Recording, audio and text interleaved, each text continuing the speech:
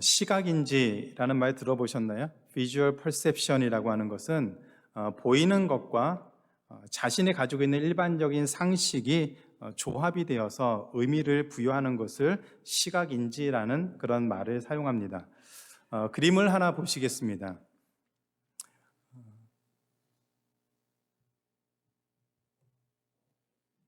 이 그림을 보시면 어떤 사람으로 보이십니까?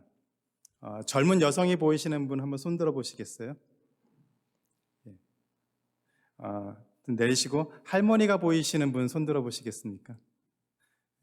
두 손 다 드신 분들은 아마 아시는 분 같고 윌리엄 힐이 그린 이 그림을 보여주면 어떤 사람들은 젊은 여성만 보이고 어떤 사람들은 할머니만 보인다고 합니다. 시각적인 것을 먼저 인지한 상황에서 다른 쪽을 상상하거나 인식하는 것이 어렵다라고 그렇게 말을 합니다. 젊은 여성의 그 목걸이가 할머니의 입술이 되고 턱은 할머니의 콧등으로 보려고 한다면 할머니가 보이고, 젊은 여성의 반대로 할머니의 턱이 젊은 여성의 가슴 윗부분이고, 할머니의 눈이 젊은 여성의 귀이고, 할머니 입술이 젊은 여성의 그 목걸이를 보려고 하면 그때부터 젊은 여성이 보입니다. 이 그림으로 실험을 했는데 젊은 사람들은 이 그림을 젊은 여성으로 보는 경향이 많이 나타나고, 나이 드신 분은 이 그림을 볼 때 할머니로 보는 경향이 많다라고 합니다. 이미 이 사실을 알고 있는 분들은 뭐 이렇게 눈치채셨겠지만 한번 오늘 내가 어떤 모습으로 봤는지 한번 보시고, 젊으신 분들은 좀 더 젊게 사시고 또 나이 드신 분들은 잘 살고 계시다라고 생각하면 될 것 같습니다. 자신의 경험이나 인식이 그림이나 상황의 그 처음 해석에 영향을 준다라고 그렇게 말을 합니다. 그리고 새로운 것을 설명한 다음에 그 설명을 듣고 나서 자신의 생각이 바뀌는 그런 결정을 바뀌는 경우들이 있다라고 합니다. 그런데 한번 고정된 생각, 한번 가졌던 그 결정이 깊이 각인이 되어서 그 모습이, 생각이 바뀌지 않는 경우도 많이 있습니다. 그 이유는 자신이 경험한 것의 그 한계를 넘어서는 것이 어렵기 때문인 것 같습니다. 자신이 가지고 있는 경험과 지식이라고 하는 그 한계, 자신이 인식하고 있는 그 능력의 한계가 있어서 아무리 설명을 해줘도 그것을 뛰어넘는 그 이상의 것을 알게 되는 것들을 거부하거나 또 그것을 이해하는 것이 어려운 경우들도 많이 있습니다. 이처럼 깊이 각인된 생각이 다른 모든 가능성들을 막고 그로 인해서 신앙인에게는 어쩌면 부정적인 그런 결과를 초래할 수도 있습니다. 오늘 본문에 나오는 이 안디옥 교회를 방문했던 그 사람들로 인해서 생긴 문제들이 바로 이 문제였던 것 같습니다. 1차 선교 여행을 마치고 안디옥 교회로 돌아온 바울과 바나바는 이 안디옥 교회에 머물면서 말씀을 가르쳤습니다. 성도들을 가르쳤습니다. 그러다 어느 날 유대로부터 몇몇 사람들이 내려와서 이 안디옥 교회를 방문을 했습니다. 사도행전 15장 5절에 보면 이들은 율법을 철저하게 지키던 바리새인들 중에서 예수님을 믿었던 바리새파 사람들이라고 소개를 하고 있습니다. 이들이 안디옥의 그리스도인들에게 1절에 보니까 모세의 법대로 할례를 받지 않으면 구원을 받지 못한다고 가르쳤습니다. 창세기 17장에 보면 하나님이 아브라함을 부르셔서 아브라함에게 할례를 행하라고 처음으로 명령을 하셨습니다.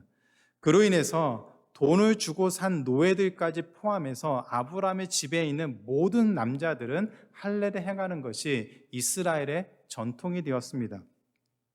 이스라엘 백성은 하나님의 선택을 받은 백성이라고 하는 이 상징으로서의 할례를 매우 중요하게 여겼습니다. 다만 모세 율법은 이방인에게 할례를 행하라는 것이 아니고 유대인들에게, 이스라엘 백성에게 하나님의 자녀로서, 하나님의 백성으로서의 상징적인 것을 계속해서 스스로 알게 하기 위해서 할례를 행하라고 명령을 내렸습니다. 따라서 유대로부터 내려온 이 바리새파 사람들이 이 안디옥 교인들에게 가르쳤던 내용은 크게 두 가지로 생각할 수 있습니다. 첫 번째는 모든 이방인들은 반드시 할례를 행해야 됩니다. 두 번째는 모든 이방인들은 모세의 율법을 지속적으로 지켜야 한다는 사실이었습니다. 이 두 가지를 잘 지켜야만 이방인들이 구원을 받을 수 있다라고 가르쳤습니다. 이로 인해서 바울과 바나바와 이 유대로부터 내려온 이 바리새파 사람들 사이에 이 문제를 놓고 할례를 행하고 율법을 지켜야만 구원을 받는다고 하는 이들의 주장을 놓고서 아주 심한 논쟁이 벌어졌습니다.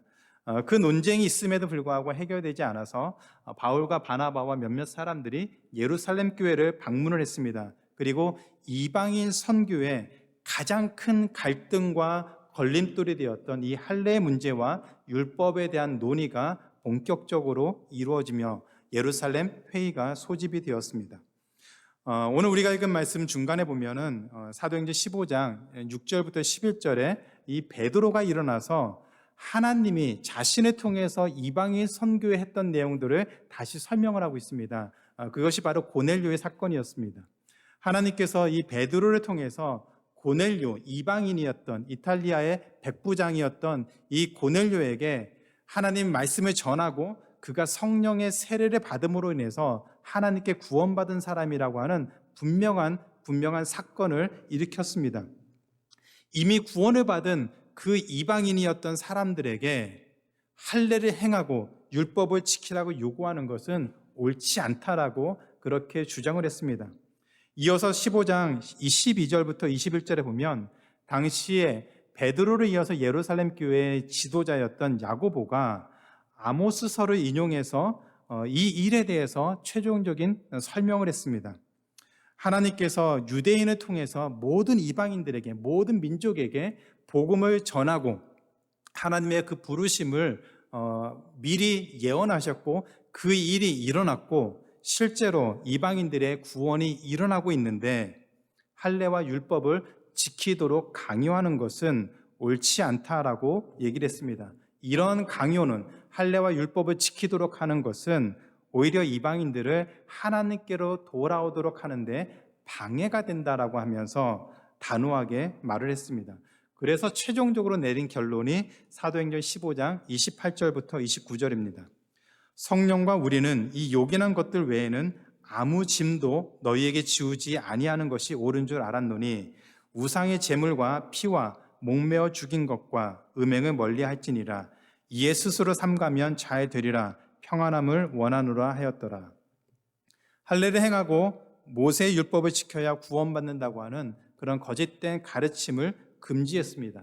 그리고 우상 숭배와 관련되어진 그런 행위들, 즉 우상의 제물을 먹는 것이나 피를 흘리는 것이나 목매어 죽인 것과 음행을 멀리하는 그런 덕목만 지킨다면 더 이상 할례와 율법이 이방인들에게 문제가 되지 않는다는 최종적인 결론을 내렸습니다. 31절, 15장 31절에 보면 이 결정, 예루살렘 교회 그 공의회, 회의의 이 최종 결정으로 인해서 안디옥에 있는 그리스도인들이 크게 위로를 받고 기뻐했다라고 했습니다. 그리고 이 결정으로 인해서 이방인 선교의 모든 걸림돌이 제거가 되었고 교회 역사와 세계 선교에 아주 획기적인 중대한 영향을 준 사건이었습니다. 예루살렘 교회 회의에서 이런 결정을 내리는 그런 과정 속에서 오늘 말씀은 경계의 한계를 넘는 그 은혜를 누리는 삶에 대해서 같이 한번 살펴보려고 합니다. 두 가지로 함께 살펴보겠습니다. 첫 번째는 경험의 한계를 넘는 은혜를 누리기 위해서는 라떼를 버려야 합니다. 라떼라는 말 많이 들어보셨죠? 기성세대가 젊은 사람들에게 라떼는 말이야 라고 하면서 훈계하고 가르치는 것을 비꼬아서 라떼라고 말합니다. 기성세대나 좀 경험이 많은 분들이 볼 때 젊은 세대가 좀 모자란 것 같고 좀 부족한 것 같고 좀 어설픈 것 같아서 그동안에 있는 경험과 노하우들을 이렇게 얘기하는 과정 가운데 나 때는 말이야 그런 말들이 자연스럽게 나오는 것 같습니다.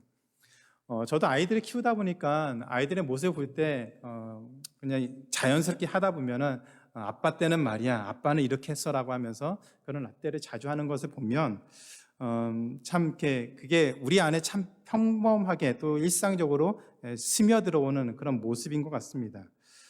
잔소리 하듯이 말하는 그런 라떼가 아무 도움이 되지 않는다는 걸 알면서도 좀 그것을 자꾸 하는 저의 모습을 보면 우리 인간의 죄성이 참 심하다, 강하다라는 그런 생각을 해봅니다. 아무리 맞는 말이라고 하더라도 이처럼 잔소리를 하면 듣는 사람들이 불편해합니다. 그런데 잘못된 것을, 하물며 잘못된 것을 강요하고 하라고 한다면 그것은 매우 심각한 문제가 될 수 있습니다. 바로 바리새파 사람들이 일으킨 문제였습니다. 안디옥교에 와서 할례를 행하고 모세 율법을 철저하게 지켜야만 구원을 받을 수 있다고 가르친 이 바리새파 사람들은 크게 두 부류로 나눠서 생각할 수 있습니다. 사도행전 15장 5절에 보면 이들은 바리새파 중에서 어떤 믿는 사람들이라고 소개를 하고 있습니다. 그렇다면 이 바리새파 사람들은 예수님을 믿어서 구원을 받은 사람으로 생각할 수 있습니다. 복음서에 나온 바리새인들 하면 떠오르는 것이 있죠. 율법입니다. 이 바리새인들은 철저하게 율법을 스스로 지켰고 그리고 철저하게 지킬 것을 사람들에게 요구하던 사람들이었습니다. 이런 바리새인들 중에서 예수님의 복음을 믿었던 사람들이 많이 있었습니다. 사도 바울도 대표적인 바리새인들이었죠. 그래서 예수님을 부활하신 예수님을 만난 다음에 온전하게 회심하고 하나님이 기뻐하시는 그리스도인이 되었습니다. 이처럼 바리새인들이 예수님을 믿는다는 것, 그것은 전혀 이상한 것이 아닙니다. 기쁘고 감사한 일입니다. 그러나 오늘 본문에 나오는 이 바리새파 사람들은 구원에 대해서 잘못된 사실을 가르치며 라떼를 말하던 사람들이었습니다. 이들은 구원을 받은 뒤에도 평생 동안 철저하게 지켜온 그 율법을 내려놓지 못했습니다. 율법을 붙들고 살아야만 그들의 삶이 구원에 가깝다라고 그렇게 얘기를 했습니다. 그리고 나 때는 말이야라는 식으로 할례와 모세 율법을 지켜야만 구원을 받을 수 있다라고 강하게 가르치기 시작했습니다. 이로 인해서 예루살렘 공의회가 열렸고 이 문제가 잘 해결되었습니다. 그러나 초대교회 역사를 살펴보면 이 할례와 율법의 문제는, 이 갈등은 이후로도 계속해서 교회의 문제가 되었습니다. 바리새파 사람들처럼 율법에 익숙한 삶을 살았던 사람들이 계속 교회 안에서 라떼 하면서 이렇게 율법을 지키고 이렇게 할례를 행해야 된다라고 강하게 말을 하는 사람들이 많이 있었다는 것이죠. 이런 태도, 자신의 신앙과 자신의 경험과 자신의 전통, 자신에게 익숙한 것을 강조하면서 그렇게 본인만 산 것만이 아니라 다른 사람들에게도 그런 삶을 살 것을 강요했던 것을 교회 역사를 통해서 볼 수가 있습니다. 그런데 오늘날 많은 교회에서도 이런 비슷한 모습을 찾아볼 수가 있습니다. 오늘날 교회는 율법을 지키고 할례를 행해야 구원을 받는다는 말은 하지 않습니다.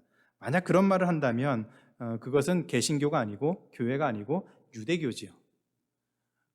오늘날 교회의 대부분은 우리가 복음으로 구원을 받았다, 믿음으로 구원을 받았다라고 말을 합니다.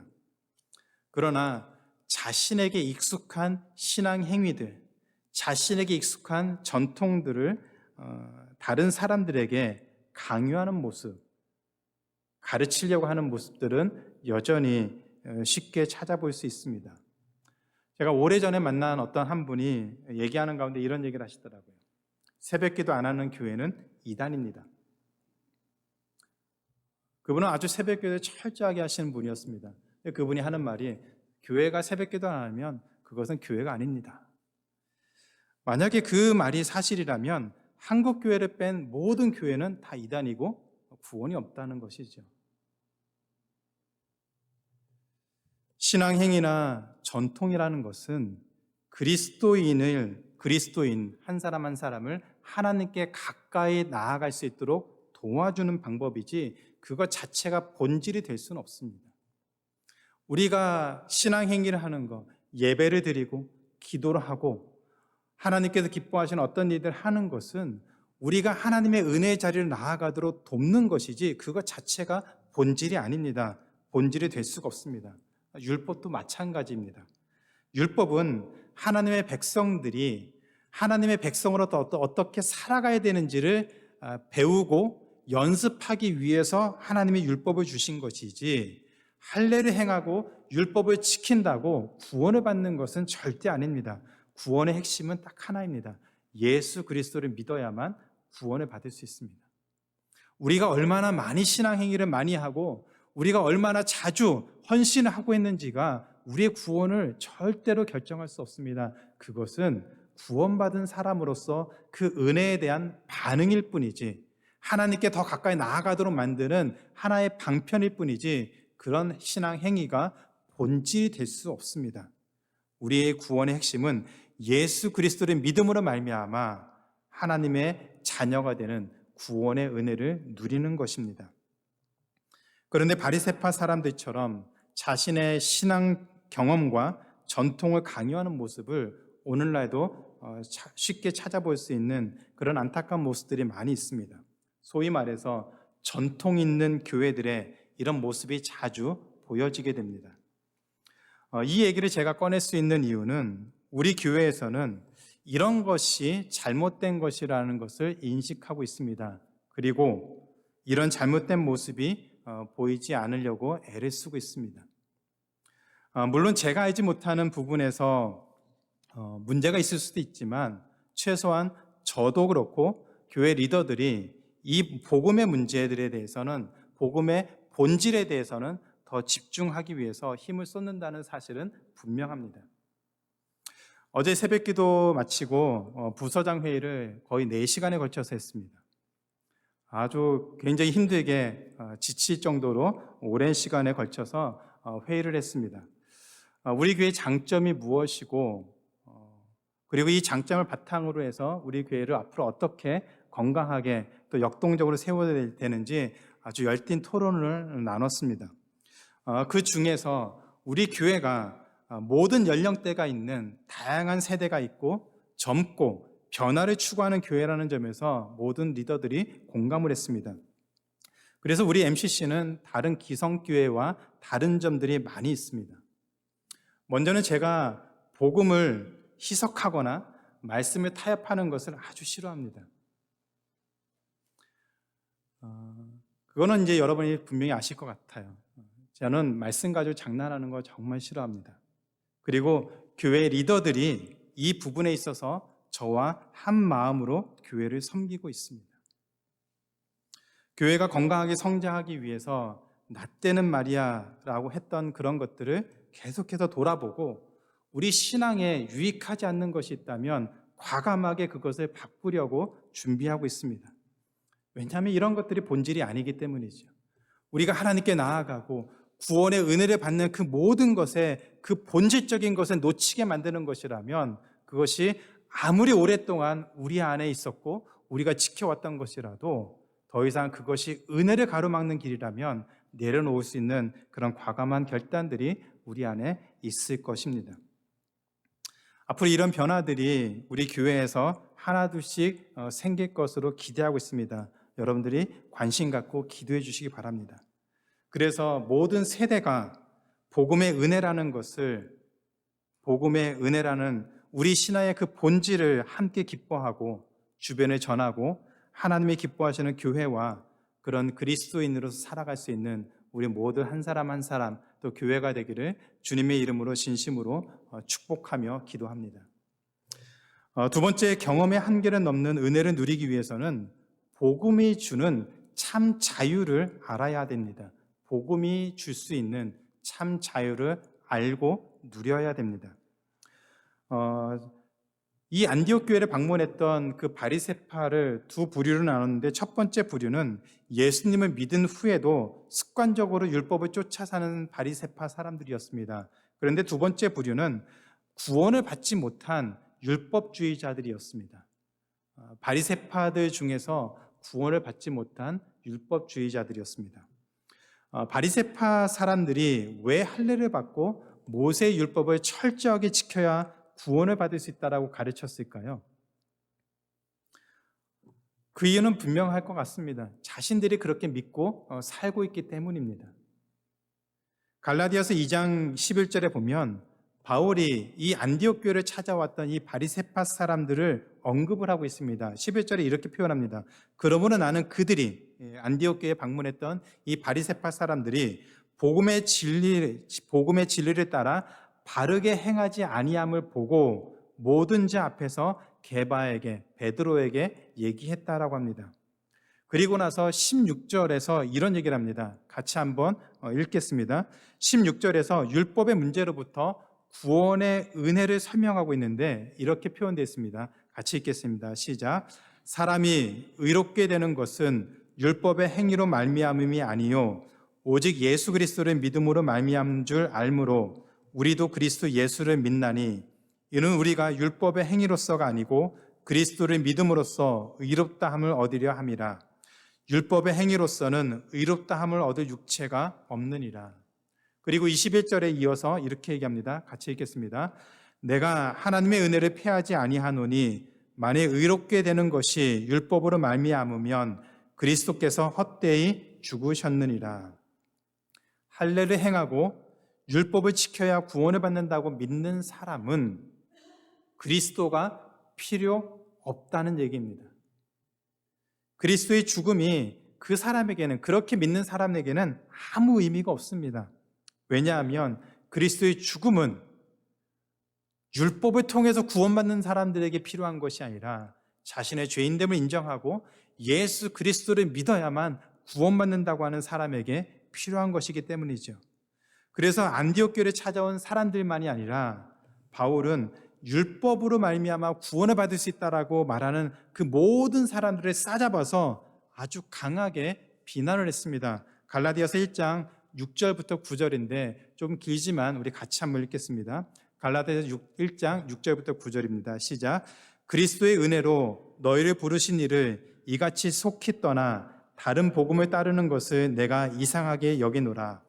다른 복음은 없나니 다만 어떤 사람들이 너희를 교란하여 그리스도의 복음을 변하게 하려 함이라. 그러나 우리나 혹 하늘로부터 온 천사라도 우리가 너희에게 전한 복음 외에 다른 복음을 전하면 저주를 받을지어다. 우리가 전에 말하였거니와 내가 지금 다시 말하노니 만일 누구든지 너희가 받은 것 외에 다른 복음을 전하면 저주를 받을지어다.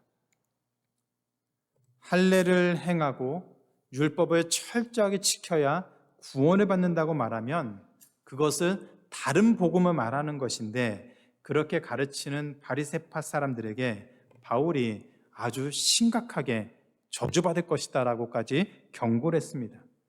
왜 바울이 이 사람들에게 이렇게 심각하게 저주받을 인생이다라고까지 경고를 하는지 이해가 되십니까?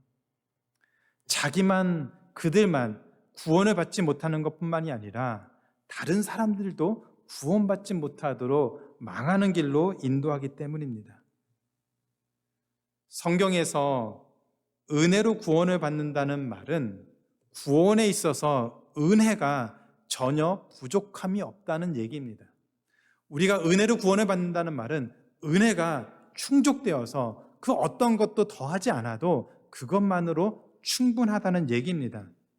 그런데 만약에 누군가가 은혜 플러스 어떤 것이라고 말한다면, 그것이 있어야만 구원을 받는다고 말한다면 그 말은 은혜가 부족하다는 말이 됩니다. 은혜만 가지고는 해결될 수 없다라고 얘기하는 것이죠. 바로 바리새파 사람들이 그 얘기를 하고 있는 것입니다. 예수님의 구원의 은혜 좋은데 그것 가지고는 부족해. 할례와 율법을 지켜야만 구원이 완성될 수 있다라고 가르칩니다. 그러나 성경은 그렇게 얘기를 하지 않습니다. 하나님의 말씀은 우리의 구원은 은혜로 충분하다라고 가르치고 있습니다. 은혜만으로 충분합니다. 그런데 왜 바리새파 사람들은 구원을 받기 위해서 복음 외에도 할례와 율법을 지켜야 한다고 가르쳤을까요? 왜 그들은 그렇게 그 믿음을 붙잡고 거기에서 벗어나지 못했을까요? 바로 율법이 주는, 율법 때문에 복음의 은혜가 주는 참된 자유를 누리고 살지 못하기 때문입니다. 그들이 붙잡고 있는 그 율법 때문에 복음의 은혜로 말미암아 우리에게 주어진 참 자유를 그들이 누리지 못하고 여전히 구원의 복음을 듣고 거기에 반응을 한 사람들조차도 여전히 다시 과거로 돌아가서 율법을 붙잡고 율법주의에 빠져 살기 때문에 그들은 참 자유를 누리지 못하고 살 수밖에 없었습니다. 그런데 요한복음 8장 31절 32절에서 예수님이 이 율법주의자들인 이 바리새인들의 문제를 정확하게 가르쳐주고 있습니다. 같이 한번 읽겠습니다. 시작. 그러므로 예수께서 자기를 믿은 유대인들에게 이르시되 너희가 내 말에 거하면 참으로 내 제자가 되고 진리를 알지니 진리가 너희를 자유롭게 하리라. 여기서 자유롭게 한다는 말은 죄로부터 모든 속박으로부터 자유롭게 되는 것을 의미합니다. 그런데 바리새파 사람들은 자신들이 붙들고 있었던 그 율법, 할례의 문제 때문에 이것을 놓지 못하고 그것에 전전긍긍하면서 살기 때문에 그 삶 가운데 자유함이 없습니다. 그들이 복음을 들은 이후에도 거기에 반응을 보이는 것처럼 보인 이후에도 그들은 율법의 그 속박 가운데서 벗어날 수 없었기 때문에 믿는다고 하는 사람들조차도 율법에서 벗어나지 못한 채 그 율법에 머물러 있고 그 안에서 나올 수가 없었습니다. 자신들이 붙잡고 있던 그 율법으로 구원을 이해하기 때문에 율법으로부터 벗어날 수가 없었습니다. 이처럼 율법을 붙들고 살았던 이 바리새파 사람들, 이 바리새인들의 모습을 보면서 우리의 경험과 지식이 하나님의 은혜를 누리는데 방해가 될 수 있다는 그런 생각이 들었습니다. 먼저 우리가 사람들이 하나님을 이해하는 그런 모습을 한번 생각해 보시면 좋겠습니다. 사람들은 자신의 경험이나 지식을 통해서 하나님을 이해하려고 합니다. 그 말은 자신이 이해하고 있는 하나님을 자신의 언어로, 글로, 때로는 그림으로 표현을 합니다. 그리고 하나님이 이런 분이다라고 스스로 생각을 합니다. 그런데 이 모든 것의 한계는 인간의 경험과 지식의 그 바운더리를 벗어날 수 없다는 얘기입니다. 무슨 얘기냐면 내가 경험한 것과 내가 가지고 있는 그 지식의 바운더리 안에서만 하나님을 표현하고 이해할 수밖에 없다는 얘기입니다.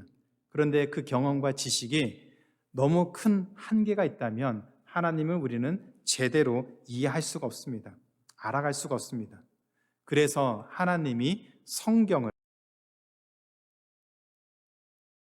어떤 분이시고 하나님이 우리에게 어떤 계획을 갖고 계시고 하나님이 우리를 어떻게 사랑하시는지 하나님의 말씀에 담아서 그것을 우리에게 보내주셨습니다. 그래서 하나님은 성경을 통해서 우리가 하나님을 이해하고 하나님을 찾고 하나님을 만나고 그 하나님이 어떤 분이신지를 알기를 원하셨습니다.